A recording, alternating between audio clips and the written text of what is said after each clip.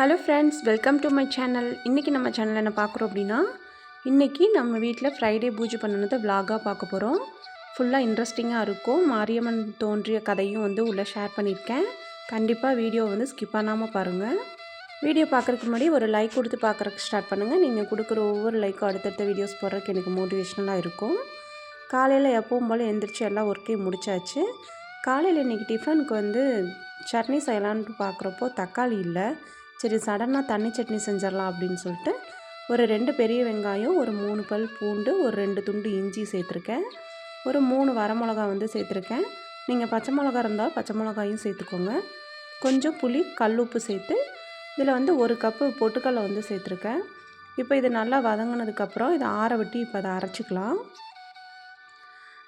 இதை அரைச்சிட்டு இப்போ தாளிச்சிக்கலாம். எண்ணெய் ஊற்றி கடுகு போட்டுக்கிறேன். இதுக்கு தாளிக்கிறதுக்கு பெரிய வெங்காயத்தை சின்ன சின்னதாக கட் பண்ணி வச்சுருக்கேன். ஒரு 2 வரமிளகாயை போட்டு தாளிச்சிட்டு இப்போ இதில் நம்ம அரைச்சி வச்சுருக்க சட்னியை ஊற்றிக்கலாம். இந்த சட்னி தண்ணி சட்னி அப்படிங்கிறனால நல்லா தண்ணியாட்டம் இருக்கணும். அப்போ தான் இதோட டேஸ்ட் நல்லாயிருக்கும். தக்காளி வீட்டில் இல்லாத சமயங்களில் இந்த மாதிரி சட்னி செஞ்சு பாருங்கள். டேஸ்ட் வைஸ் சூப்பராக இருக்கும். இது தண்ணி சட்னி அப்படிங்கிறனால கொஞ்சம் தண்ணி நல்லாவே சேர்த்துக்கலாம். இப்போ இது நல்லா கொதிச்சோன்னா இறக்கிட்டோம் அப்படின்னா நம்மளுக்கு சட்னி ரெடி ஆயிரும். சுட சுட இட்லியில் இந்த சட்னி ஊற்றி சாப்பிட்டோம் அப்படின்னா 4 இட்லி சாப்பிட்றவங்களுக்கு 8 இட்லி உள்ளே போகுங்க. அந்த அளவுக்கு இதோட டேஸ்ட் சூப்பராக இருக்கும். ஸோ இந்த சட்னியை ட்ரை பண்ணி பாருங்கள். கண்டிப்பாக எல்லாத்துக்கும் பிடிக்கும். அது இல்லாமல் தக்காளி இல்லாத சமயத்தில் சட்னி செய்ய முடியலை அப்படின்னு நினைக்காம டக்குன்னு ஒன்று ரெடி பண்ணி சாப்பிட்றலாம். இந்த வீடியோ சாயந்தரமாக ஒரு 4:30 மணி அப்படிங்கிறப்ப எடுத்தது. கொஞ்சம் மஞ்சத்தூள் எடுத்திருக்கேன், கொஞ்சம் தயிர் ஊற்றிட்டு. இப்போ எதுக்காக இந்த மஞ்சள் அப்படின்னா, நம்ம நிலவாசலுக்கெலாம் மஞ்சள் குங்குமம் வைப்போம் இல்லைங்களா, ஸோ அதுக்கு தான். இந்த மாதிரி தயிரில் மஞ்சள் மிக்ஸ் பண்ணி வைக்கிறப்போ அந்த ஃப்ரெஷ்னஸ் 1 வாரம் ஆனாலும் அந்த ஃப்ரெஷ்னஸ் அப்படியே இருக்கும். அந்த மஞ்சள் கலர் கலர் மாறாது. ஸோ அதனால தான் நான் தயிரில் மஞ்சள் கலந்து வைக்கிறேன். இப்போ நம்ம மாரியம்மன் இருக்காங்க இல்லைங்களா, நம்ம கிராமத்து தேவதை மாரியம்மன், அவங்க உருவான கதையை பார்க்கலாம். மாரியம்மன் யார் அப்படின்னு பார்த்தீங்கன்னா, மாரியம்மன் நம்ம பரசுராமர் இருக்கார் இல்லைங்களா, பரசுராமரோட அம்மா தான் மாரியம்மன் அப்படின்னு சொல்லிட்டு நான் கேள்விப்பட்டப்போ எனக்கே ஆச்சரியமாக இருந்துச்சு. மாரியம்மனோட பையன் பரசுராமனா அந்த மாதிரி. அதுக்கப்புறம் இந்த கதையை நம்ம தெரிஞ்சுக்கணும் அப்படிங்கிறதுக்காக இந்த கதையை நான் தெரிஞ்சுக்கிட்டேன். மாரியம்மன் அப்படிங்கிறவங்க யார் அப்படின்னா, நம்ம ரேணுகாதேவி அம்மையார் தான். ஸோ ரேணுகாதேவி அப்படிங்கிறது யார் அப்படின்னு சொல்லிட்டு ஒரு சிலருக்கு தெரிஞ்சிருக்கலாம். தெரியாதவங்களுக்காக நான் சொல்கிறேன். ஜமதக்கனி முனிவரும் ரேணுகாதேவியாரும் நல்ல ஒரு அந்யோன்யத்தோடு வாழ்ந்து வந்திருக்காங்க. அவங்கள பதிவிரதை அப்படின்னு கூட சொல்கிறாங்க. அதாவது கணவனை மதிக்கிறதுலேயும் சரி, பூஜைகள் புனஸ்காரங்கள் பண்ணுறதுலேயும் சரி, எல்லாத்துலேயுமே சிறந்து விளங்கியிருக்காங்க. ஒரு கற்பு கரசியாகவும் இருந்திருக்காங்க. ஸோ இவங்களோட வயிற்றில் பிறக்கணும் அப்படிங்கிறதுனால பரசுராமன் ஆசைப்பட்டு அவருக்கு 6வது மகனாக பரசுராமர் பிறக்கிறாரு.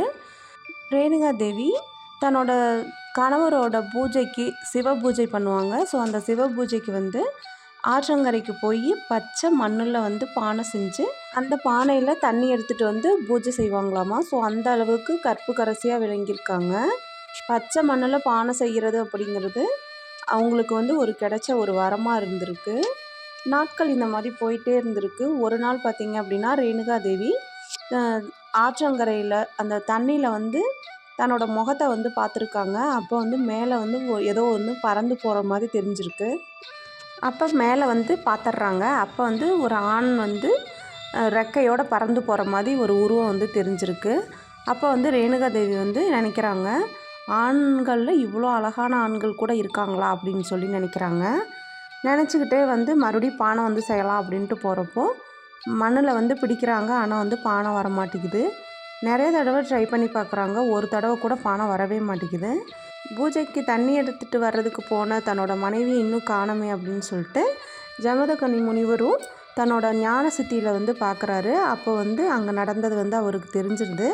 உடனே தன்னோட மகன்களை புறம் கூப்பிட்றாரு. 6 மகன்களுமே வராங்க. அப்போ அவங்கள்ட்ட சொல்கிறாங்க, உங்கள் அம்மா கற்பு தவறிட்டா, அதனால் வந்து போய் அவளோட தலையை வெட்டி கொண்டுட்டு வாங்க அப்படின்னு வந்து சொல்கிறாரு. தன்னோட 5 மகன்களும் பெத்த தாயை நாங்களாம் வெட்ட மாட்டோம் அப்படின்னு சொல்கிறாங்க. பரசுராமனை வந்து கூப்பிட்டு நீ போய் வெட்டிட்டு வா அப்படின்னு வந்து சொல்கிறாரு. அப்போ வந்து பரசுராமன் வந்து கேட்குறாரு, நான் வந்து நீங்கள் சொல்கிற மாதிரி செய்கிறேன், ஆனால் நான் வந்து அம்மாவோட தலையை வெட்டி கொண்டுட்டு வந்ததுக்கப்புறம் நான் கேட்குற வரத்தை நீங்கள் கொடுக்கணும் அப்படின்னு வந்து சொல்கிறாரு. ஸோ அதனால் வந்துட்டு ஜமதகுனி முனிவரும் சரி நான் கொடுக்குறேன், நீ போய் ஃபஸ்ட்டு தலையை கொண்டுட்டு வா அப்படின்னு ஒரு ஆத்திரத்தில் நீ ஃபஸ்ட்டு போய் தலையை கொண்டு வா அப்படிங்கிற மாதிரி சொல்கிறாரு. காட்டுக்கு வேக வேகமாக போயிட்டுருக்காரு. அப்போதைக்கு பறையினத்தை சார்ந்த பெண் ஒருத்தவங்க வந்துட்டு, அம்மா நீங்கள் உங்கள் பையன் உங்கள் தலையை வெட்டுறதுக்கு வந்துட்டுருக்காரு, நீங்கள் இந்த என்னோடய குடியில் போய் ஒளிஞ்சிக்கோங்க அப்படிங்கிற மாதிரி சொல்கிறாங்க. வேண்டாம்மா நான் தப்பு பண்ணிட்டேன், அதனால் என்னோடய பையன் என்னோடய தலையை வெட்டி கொண்டு போகட்டும் அப்படிங்கிற மாதிரி சொல்கிறாங்க. அவங்க வந்து எவ்வளவோ முயற்சி பண்ணுறாங்க, இந்த இது நடக்காமல் நம்ம தடுக்கணும் அப்படிங்கிறதுக்காக. ராமரும் வந்துடுறாரு. ராமர்கிட்ட போய் தம்பி வேணாம்ப்பா, பெத்த தாயோட தலையெல்லாம் வெட்டக்கூடாது அப்படின்னு வந்து சொல்கிறாங்க. நீ தள்ளிப்போ, எங்கள் அம்மாவோட தலையை நான் வெட்டியே ஆகணும் அப்படிங்கிற மாதிரி சொல்லிவிட்டு அந்த பெண் தடுக்க நீ இப்போ நீ தள்ளலை அப்படின்னா உன்னோட தலையை வெட்டிடுறேன் அப்படின்னு சொல்கிறாங்க. என்னோடய தலையை வெட்டினாலும் பரவாயில்ல, உங்கள் அம்மா தலையை நீ வெட்டக்கூடாது அப்படின்னு வந்து அந்த பெண் வந்து சொல்கிறாங்க. அப்போ வந்து அந்த பெண் வந்து ரொம்ப அடம் பிடிக்கிறனால பரசுராமர் வந்து அந்த பெண்ணோட தலையை வந்து கட் பண்ணிடுறாரு. அதுக்கப்புறம் தன்னோட தாயாரோட தலையும் கட் பண்ணி அவங்க அப்பா கிட்ட வந்து எடுத்துகிட்டு போகிறாரு. எடுத்துகிட்டு போய் அந்த தலையை வந்து வச்சுட்டு நான் கேட்குற வரத்தை இப்போ நீங்கள் கொடுங்க அப்படின்னு சொல்கிறப்போ முனிவர் வந்து என்ன வர வேணும்னு கேளு அப்படின்னு சொல்கிறாரு.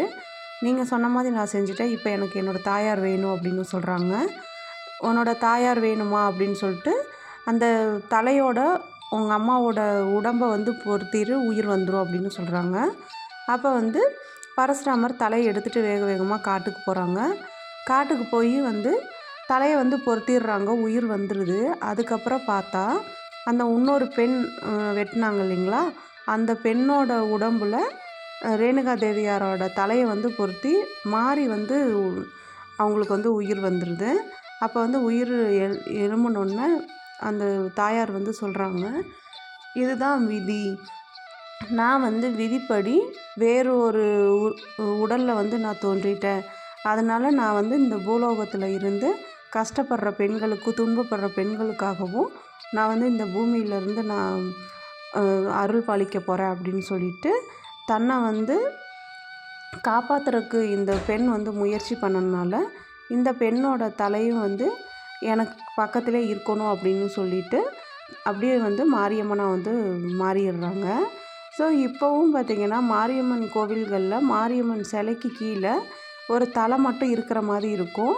ஸோ அதுதான் வந்து ரேணுகா தேவியாரோட அந்த அம்மையாரை வந்து காப்பாற்றினாங்க இல்லையா அந்த பறை இனத்து பெண்.